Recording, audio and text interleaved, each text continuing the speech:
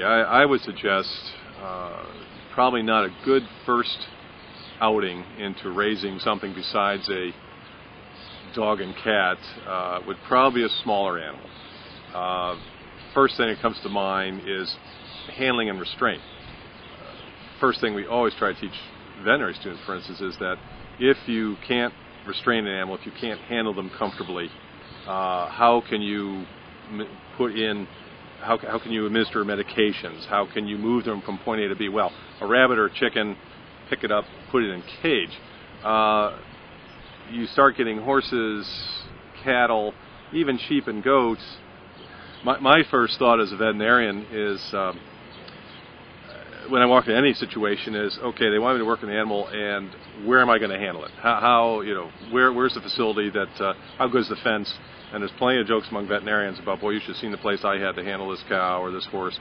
And these are things, again, that people who are familiar with the typical pets aren't thinking about. So, yeah, I think from a sheer handling and restraint and control of the animal, probably small is better. Secondly, you look at feed costs. The way, as we all know, due to petroleum and lots of other issues, the way feed costs are going on farm, it's a lot easier probably to get a hand, or at least if they're going to tamper with a little bit of investment or a little bit of time and see if they really want to get involved, they need to better understand what it's like to get that 50-pound bag of rabbit feed at a time that's going to cost you $20 and not hundreds of dollars to feed out a steer, and plus where you're going to store the feed to feed a steer. Are you going to have to get a feed bin now, or you're going to need a barn to store hay? So you don't need all this when you have rabbits. Chickens, for instance, you can build a relatively small shed, and again, your input for time and money and feed is going to be a lot less if you're trying to gee, maybe I'd like to experiment with this factor, than you will in larger livestock. Generally, too, let's just talk about health issues for a second in terms of injury. You can get bit or scratched, or from any animal.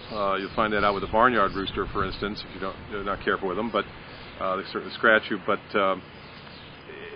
again, less risk to the owner. If you're, and as you move up in size, as you might guess, and weight of animal, more potential risk.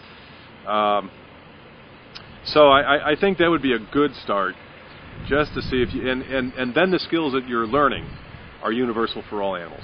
If you can manage a dozen laying hens and get the eggs from, which I think is a great way to start, and you can handle everything from some of the disease control, making sure those hens have feeding from every day, that their environment is cleaned and cleaned out, and the manure removed. If you can ensure they have fresh water even in winter, it's not freezing. I mean, all these things that come into play when you start keeping animals outside the house. Manage that. It's a lot simpler than worrying about a couple horses or a couple 3 feedlots, or calves. Or I think for a variety of reasons there is a hierarchy, at least for beginners, to just try it out, test the waters, and see if you get some of the basic skills.